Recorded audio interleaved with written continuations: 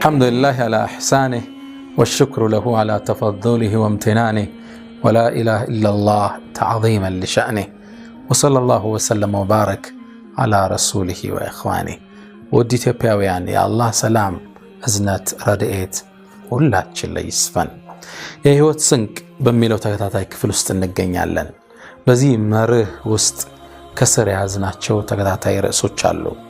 ዛሬ ደግሞ ሚዛናዊ ህይወትን መራ የሚል ርዕስ ይዤ መጥቻለሁ። ህይወታችን በሚዛናዊነት መቃኘት አለባት።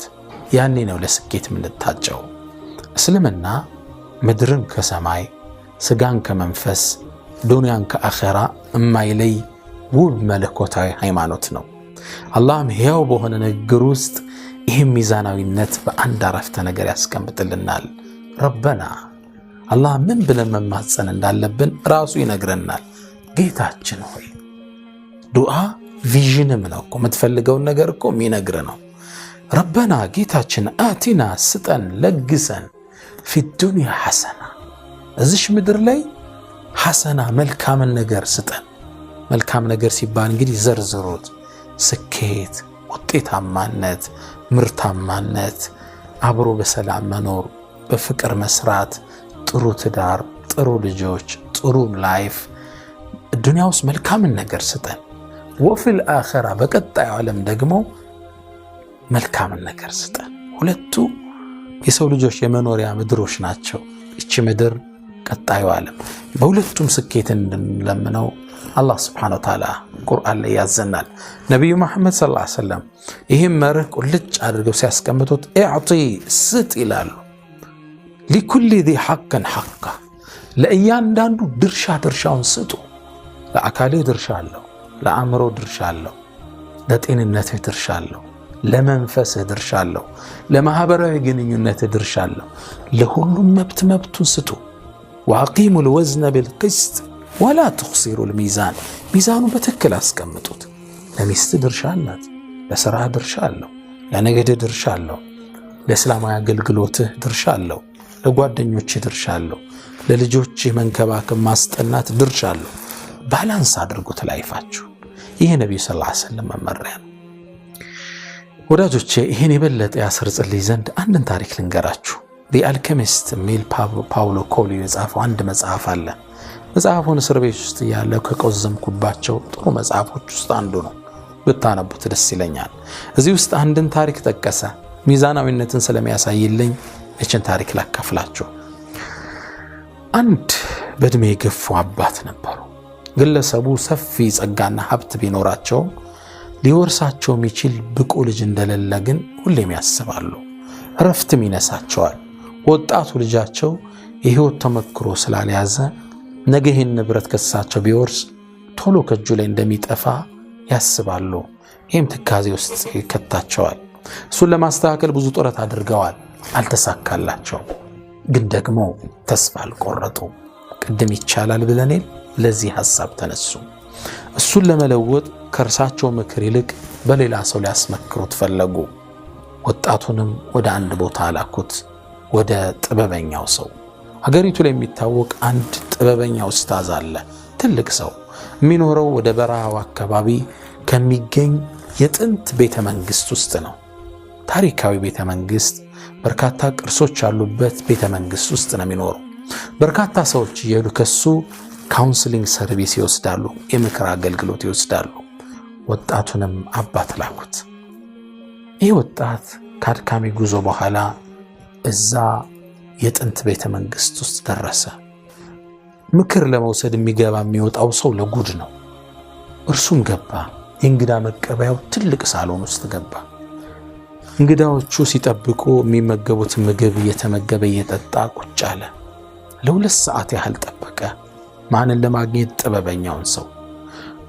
እዛ የታደመው ሰው ትንሽ ትካዜ እንዳይሰማው እንዳይሰላች ከርቀት ቆሞ ግጥም በሚያምር ድምጽ የሚያነበንብ ግለሰብም አለ።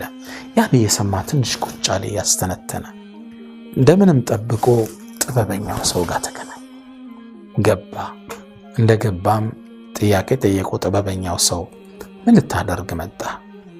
አይኔማ ህይወትን በስልትና በጥበብ የምማርበትን ክህሎት እንድትሰጠኝ እንድትመክረኝ ነው አለው።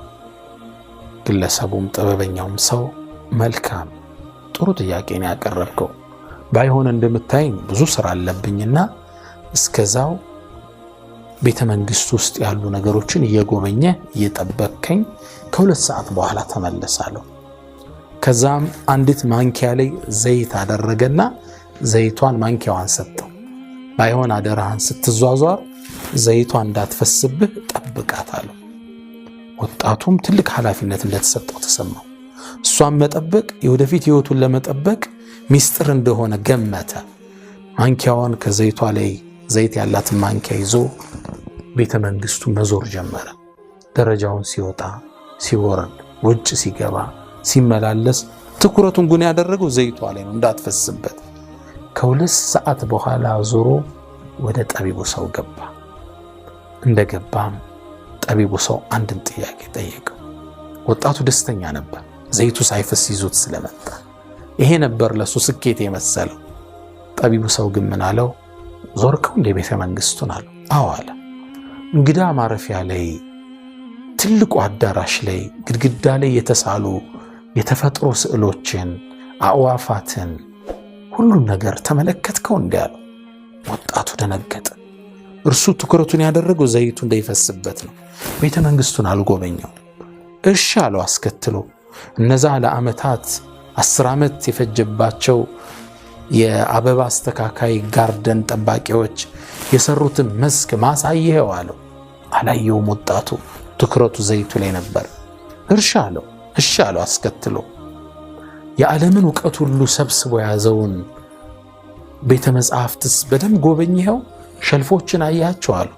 በእርግጥ በዛ አልፎ ሄዷል፣ ግን ትኩረቱን ያደረገው ዘይቱ ላይ ነው እንዳይፈስበት አላስተዋለው። ወጣቱ ደነገጠ። ዘይቱን ይዞ በመምጣቱ የተሰማው ደስታ ጠፋበት። ከዛም ምን አለው? በል እንግዳ እንደገና አለው። ዘይት ማንኪያው ላይ ያደረገና በል ተመለስና ቤቱን እንዳዲስ ጎብኘው፣ ቤተ መንግስቱን ውጣ ውረድ ተመልከተውና ተመለሳለሁ። 2 ሰዓት ነው የሚፈጅበት ለመጎብኘት። ይሄ ጫና እንዳይሰማው ምን አለው? ስማን ተወጣታለሁ፣ የቤቴን ጥበብ ስትመለከት የኔ ምክር ጥበብ እንዳለው እንድታመን ያደርጋልና እባክህን ሄዳለሁ። ወጣቱ ዘይት ያላትን ማንኪያ ተሸክሞ ቤተ መንግስቱን መጎብኘት ጀመረ። በእርግጥም ቤተ መንግስቱ ውስጥ ያየው ነገር ማረከው። ለካ እስካሁን አላየውም። ግድግዳው ላይ የተሳሉ የተፈጥሮ ስዕሎች፣ ዛፎች፣ ሳሮች፣ አበባዎች በጣም ማራኪ ነበሩ። የደረጃዎቹ አሰራር ማራኪ ነበር። 10 ዓመት የፈጀውን ጋርደን ሲመለከተው ውስጡ በሐሴት ናኘ። ላይብራሪው ለጉድ ነው። ያን ሁሉ ለ2 ሰዓት ያህል ሲያይ ቆይቶ ወደ ጥበበኛው ሰው ከ2 ሰዓት በኋላ ተመለሰ። ልክ እንደገባም ለሰውየው ድል ሳይሰጥ መተረክ ጀመረ። ላይብራሪው እንዲህ ነው፣ መንገዱ እንዲህ ነው፣ ደረጃው እንዲህ ነው መተንተን ጀመረ። ጠቢቡ ሰውም ትክ ብሎ አዩትና እጅ ላይ እንዳይፈስ አደራ የሰጠው ዘይት የት አላለው። ጎንበስ ሲል ማንኪያው ባዶ ነው፣ ዘይቱ ፈሷል። አሁንም ወጣቱ ተከዘ። ቅድም አካባቢውን ሳይ ዘይቱን ጠብቆ መጣ። አሁን ደግሞ ሁሉ ነገር ጎብኝቶ ዘይቱን ሳይጠብቅ መጣ። ጠቢቡ ሰው ግን በተቃራኒ ፈገግ አለ። ምነው ሊያስተምረው የፈለገው ነገር ስለተሳካለት። አንተ ወጣት አለው፣ አሁን ትምህርቱን ጨርሰሃል አለው። የህይወትን ጥበብ ልነግርህ ነው፣ አዳምጠኛል። የህይወት ጥበብ ማለት ህይወትን በጥበብ የመምራት ሚስጥር ማለት ህይወትን እያየህ እየተደነክ እየተደመምክ ስትኖር እጅ ላይ ያለን ኃላፊነት አለመርሳት ነው። ህይወት በሁለቱ ባላንስ መሃል ነው የምትኖራል። ልብ አላችሁት ወዳጆቼ? ህይወት ማለት እንዲህ ነች። ህይወት ተደስተህባት ተዝናንተህም ስትኖር ያለብህን ኃላፊነት የተፈጠርክበትን ማንነትም ሳትዘነጋ ባላንስድ ላይፍ። አልበርት አንስታይን አንድ አባባል አለው፣ ህይወት እንደ ባይስክል ናት ይላል። ላለመውደቅ ሁሌም ባላንስን ጠብቀህ መረገጥ መቻል አለብህ ይላል። ህይወት እንደ ባይስክል ነች። ወደ ቀኝም እንዳትወድቅ ወደ ግራም እንዳትዘነበር ሁሌም ጥንቃቄ ትሻለች። ሉቅማኑል ሐኪም ኢትዮጵያዊው ታላቅ ጠቢብ ሉቅማን ቁርአን ውስጥ አላህ ምክራቸውን የጠቀሰላቸው ታላቁ ሰው ምን ይላሉ? እርጥብ አትሁን ትጨቀያለህ፣ ደረቅ አትሁን ትሰበራለህ ይላሉ። መካከለኛውን ሚዛናዊ ህይወት ምራ፣ ያኔ ለስኬት ቀርበሃል ማለት ነው። አላህ በሰማነው ተጠቃሚ ያደርገን። ሰላም አለይኩም ወራህመቱላሂ ተዓላ ወበረካቱ።